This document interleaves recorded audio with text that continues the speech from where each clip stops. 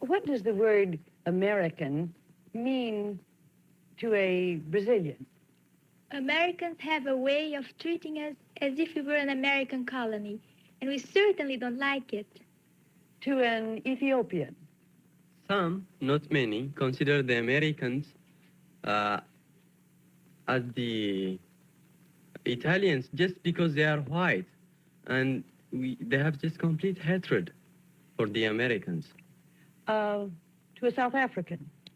The dawning of a new day. And yet I fear the famous words of Spengler. After the highest point is reached, decline begins. To an Italian? It often means people with no culture and a childish... We want, presented by the New York Herald Tribune Forum for High Schools.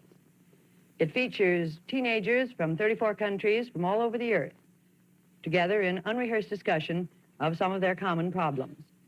Each of these young people was selected in a nationwide forum competition put on under the auspices of the Ministries of Education in their home countries. They were brought to the United States by Pan American World Airways and Trans World Airlines and are here for a 3-month visit during each day in 4 different American families and host communities. But let me introduce you to the students who are participating in this discussion. From Brazil is 18-year-old Suzy Rigoleth. Suzy, how are things going in your host family? Any problems? Gosh, I sure have. Have you? Yes, you know, before I came here to the States, they told me I'd have to go to lots of parties. You know, they haven't taken me to one party and not one American date. I feel offended and left out. How about you, Rena, from South Africa? Been having any interesting experiences? Well, yes, I had a very interesting experience just 2 days ago. I met a girl from Belgium. And, well, she spoke Flemish, and I speak Afrikaans, and yet we understood each other perfectly. Had you known the 2 languages were so alike? Well, I didn't know that before, except that I wrote to a pen friend in Belgium, and I could read the letters, but I didn't know that we would be able to understand each other so well when we actually spoke the languages. That's a new fact for me, too. How about you, Yilma? How are you getting on? Oh, Yilma Tadesse from Ethiopia. It's exactly different from what my dear friend Suzy had. In me, there are lots of parties. I had been offered lots of parties, and I had to attend them and dance there. But unluckily, there are many girls who'd like to dance with me. And so the student council had, first of all, to receive an application for a dance, and then have it signed by me. And on the whole, all things went on very well. I mean, with my family, the faculty advisor of the school, and the students. And I have a terrible thing. I couldn't tear apart myself from this community and the school. It makes it hard when you can stay only 2 weeks, doesn't it, and have to leave. I know, but if you stayed in just one community for the whole 3 months, you generalize and think that all America was like that. So it's probably fair, but I know it's hard. Marcella from Italy. By the way, what are people doing about your name? Do they call you Marcella? No, American people can't say Marcella as we do in Italian, so they call me Marcy. Good nickname. Glad you got it here. Well, how are things going, Marcy? Oh, quite well. I am quite at home here. But I was really astonished because I've never seen people who kiss so much as here you do. I mean, people, of course, young person, girls and boys. That's part of your high school education, is it, Marcy? Yeah, it is. You take a course in kissing. So look, maybe it's too early to ask you this yet, but could I ask whether you've so far got any dominant impression, your first impression of the United States? Well, you see, in Brazil, the impressions we have of the States is what you see in the movies. So when you see a musical, you think life in America is just dandy. Everybody floats around in a rosy cloud, singing songs with a beautiful and handsome young man beside you. Then you see a gangster movie, and all the Americans are bloodthirsty and violent. So when I came here with an American life, an American family, it was so different. I felt so at home. It's a real family life. You know, I've complained about the parties, but maybe it's just as good because I'm with my family every evening. We watch TV, we talk, we have discussions, we do homework. So it's just as good. So your image of America made from movies, where every young girl had a young man and danced all the time, hasn't proved to be true in your case, has No, it? not yet. Maybe it will. Maybe that will come I later. sure hope so. Any other impressions? Yes, I do. I thought the Americans would be hospitable and friendly. And as a matter of fact, it became true. I proved it. Starting from the airplane, the hostesses were just as sisters, rather, and the faculty advisor from the school, my host families, and everything got to be true. And it's really wonderful. I'm amazed. Is that your dominant impression so far from America? Anything here that you hadn't expected? Oh, sure, there is one thing that I didn't expect. It's really funny, but I have to say it. Go ahead. There is a dog in the family I am in. It's called Trooper. That's its name. And it's quite familiar. And at lunchtime and at dinner, it just pulls itself to the table and asks for food. It's really just contrary to my country. They wouldn't even, dogs don't even pass the dining hall at all. And it's rather peculiar and strange. You got any dominant impressions, Marcy? Yes, I got another one about animals too, because I was really astonished when I arrived here, seeing how big your cats are. Really big. Cats? C-A-T-S? Yes, really. I think bigger than Italian ones. Yes. Oh, I don't know. Perhaps they eat vitamins and I think so. No, because I went. I don't know if you went to a supermarket, but I went. And did you see the big section where you can buy all the food for the dogs and so?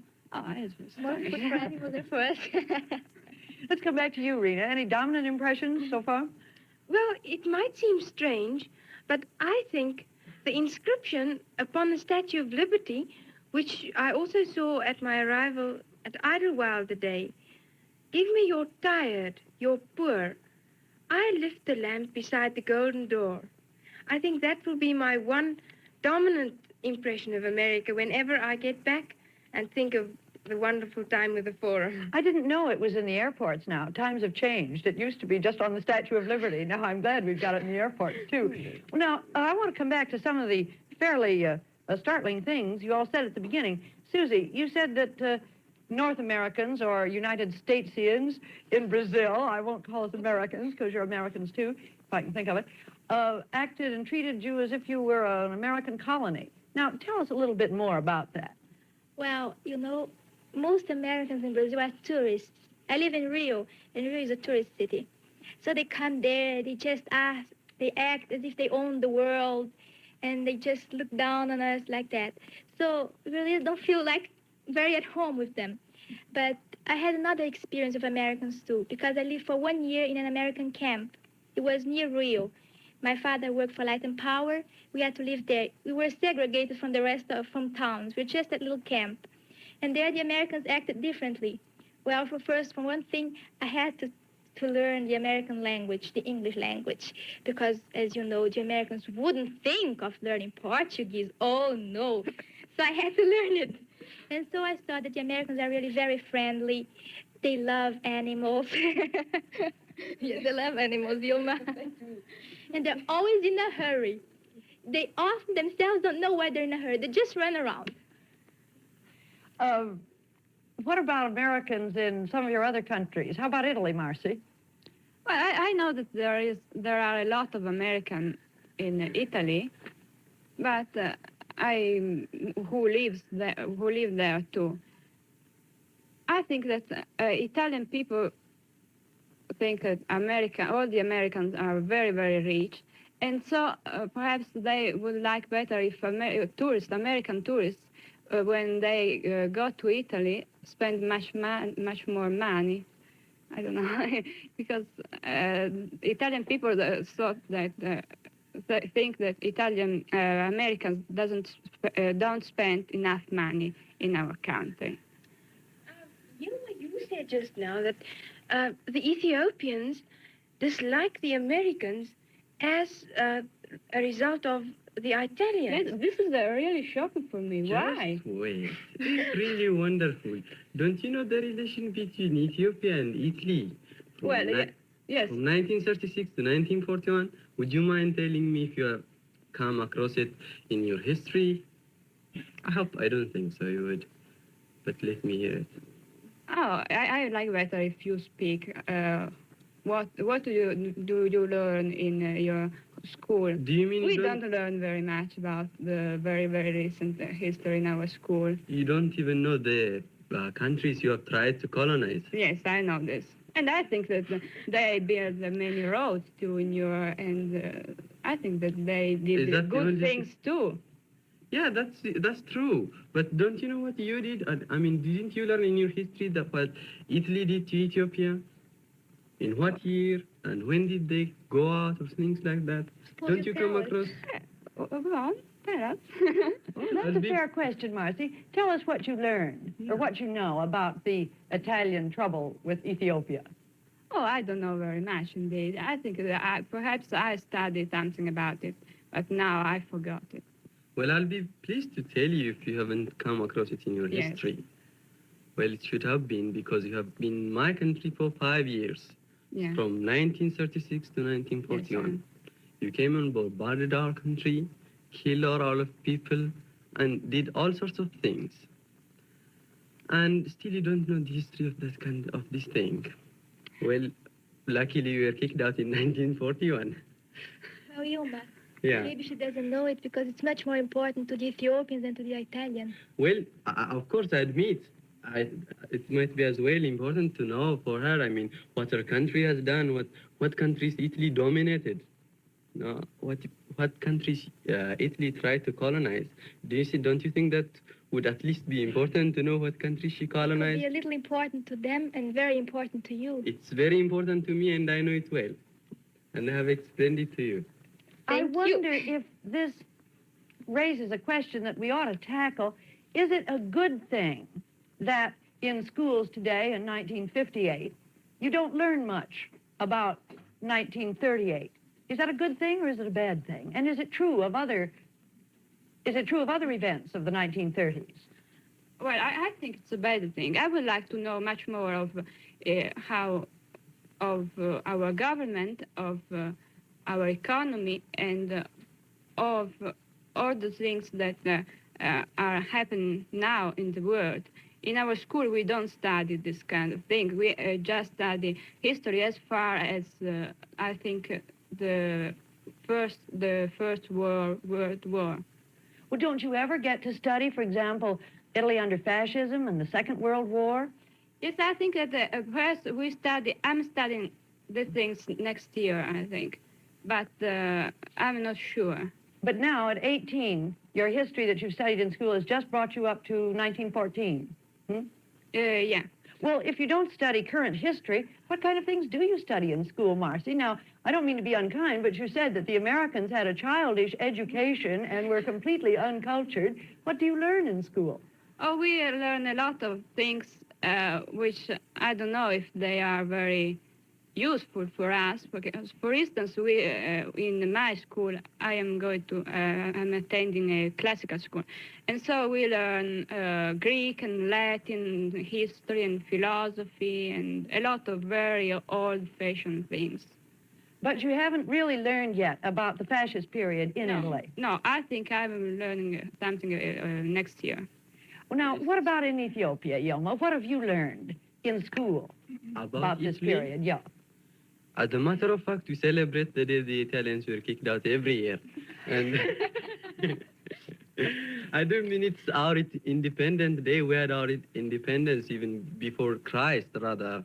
And we just remember that date and just celebrate it. And of course, every individual in Ethiopia wouldn't ever forget what the Italians had done to us. I'm sorry. What the Italians do to us? They killed many people, innumerable. Why? Well, I never. They'd like to colonize our country, and we didn't let them do so. Well, we have to sacrifice so many bloods and things like that in order to keep the freedom of our country. Don't you think that's good? Oh, yes, Yeah. Perfectly true. I guess. Well, Rena, tell me about the education in your country. Do you learn really history up to date? Well, I wouldn't say as up to date as in American schools, for in American schools, they seem to know everything more about the present history than about the past. But, and yet I think perhaps in this atom age of ours, it's more important. But I'd like to tell Yilma just something. Yilma, do you know that you were talking about your very old country, but I don't know if you ever heard about the Zimbabwe ruins in, well, it's more or less in Rhodesia, a little bit north of South Africa, the Union. And we think that the Ethiopian people built it there, and there can be found no traces whatsoever which people inhabited it or whatever happened. It's probably the Ethiopians, I agree. I'm sure. And that's the proof that our country, Ethiopia, existed before Christ also.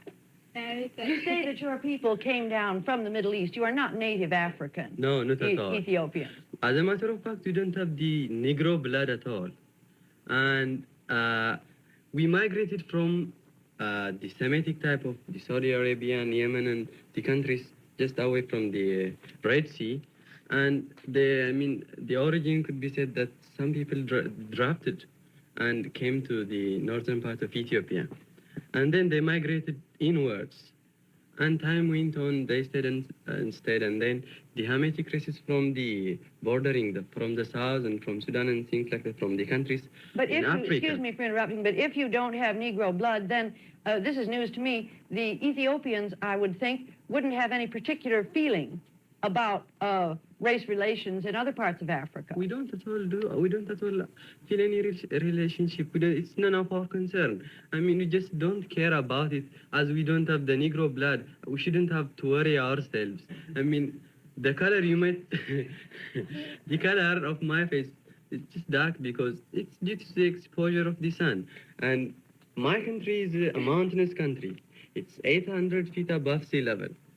And it's more or less nearer to the sun than is the other countries that lay near the equator. Yuma? Yeah. You're not white?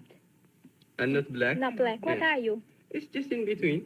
Yilma, and I would like to know, are you, for instance, very much interested in the South African race policy? Or do you stand more or less objective towards that? Not at all. We wish you would do things fairly. I mean, we wish you don't treat the native South Africans as you do right now. But as a matter of fact, we don't care. We just listen to your policies and things that go on in South Africa. But I'd like to ask you one question. Would it become more, would it be, do you think it would be a little...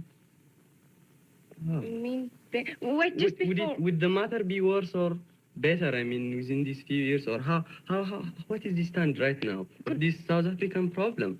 Could I just ask you another question before I answer yours? Yeah.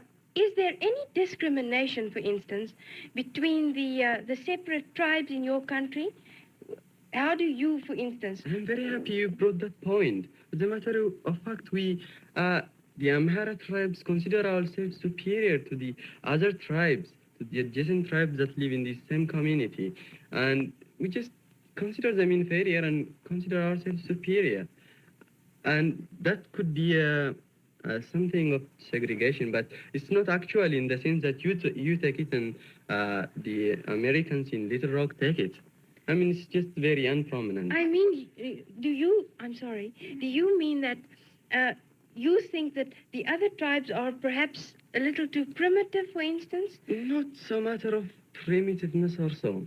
It's just a matter of ignorance, I shall say. Oh. I mean, the Amhara tribes are more cute and clever. And that's why, they're just... That's your tribe? Yeah, that's my... I'm proud of Very it. modest, yes. Yeah. And Yuma, do you have whites in Ethiopia? White people. Foreigners? White people, yes. Yeah, lots of them. We have the Americans, as a matter of fact.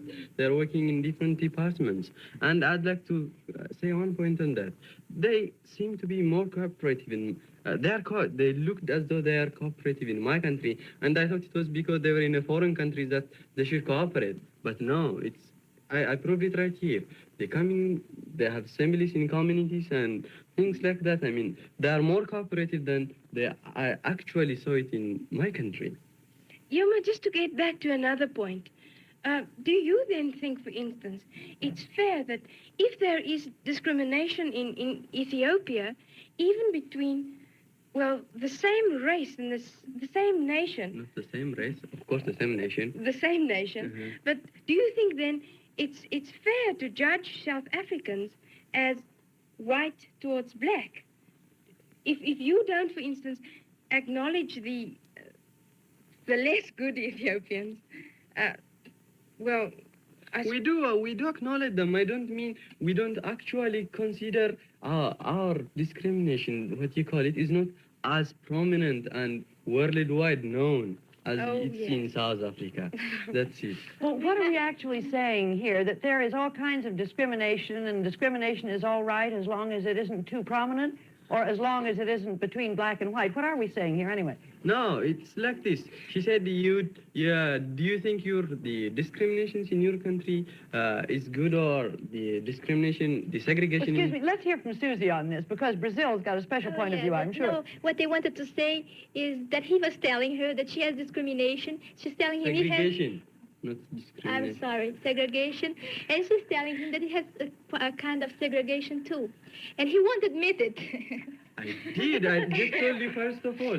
How did you happen to know You it? consider I your told you segregation different. Yeah. Yes, because you're all different. Well, what's it like in Right. Brazil, Susie? Well, my country has a very good point, a point of advantage in that, because we have no segregation at all. And we could be in the same position as the United States, because we had slaves just the same as they did, just about the same time as they did. Only our country was the colony of Portugal. The United States was a colony of England. The Englands are Anglo-Saxons. The Portuguese are Latins. And the Latin race, mingles very easily. So there were marriages between black and white. They form mulattoes, which are not black and are not white. They mingle and mingle and mingle. So now we don't have black and white. We have all sorts of colors, from white to very black, with light brown in between. And in Brazil, there's just no question if that person has a little Negro blood, like here in the States. He has 1/8 of Negro blood, he's considered a Negro. He has 1/16, he's considered white. We just don't have it. You look at the person, look at another one, they're people. That's what's different. And I wanted to ask you something, Rena. You say there's a great segregation in your country. That's right. And in your country, do you have prejudices against the black people? Well, I wouldn't actually say prejudices. Perhaps I should just explain this to you. Everybody seems to have heard of apartheid during the last few months, years. And I think it's perhaps misinterpreted in most instances. I'll tell you what apartheid actually means. It means the development of two separate racial groups within their own areas. And Susie, you said that there is no discrimination whatsoever in Brazil. Could you just tell me more or less, are there more whites or more blacks in Brazil? There are more whites. There are more whites? Yes, there are more whites. But you can say white and black. White and not white. Oh, yes. Because the blacks aren't just black. They're all colors, as I told you. Because the whites marry very easily with the black and with the Indians. In Brazil, that happens very much. So we just don't count blacks and whites. Just people, you know. It's very different from your country. For instance, would you marry A black one? I think that I personally wouldn't marry a black one because my parents wouldn't approve of it. And don't you think that's a little bit of discrimination? It is. I'm sure on my Actually part, I segregation. wouldn't. But I'm not a real Brazilian because my parents are Swiss. But the real Brazilian, yes, they would. yes, they would. And they do. They do very often. They do it all the time, in fact. Yes, there's really no discrimination in this. But now, let me come back to the question. You Fine. said you have a kind of prejudice in your country. Do you have it here? Do you feel any prejudice against a black person here? Do you feel kind of awkward? Oh, no, not in the least. For instance, I think that integration in America is perfectly right. and I think it should be done. And therefore, I approve of it. But I just don't see how integration would work in South Africa, at least not for the present.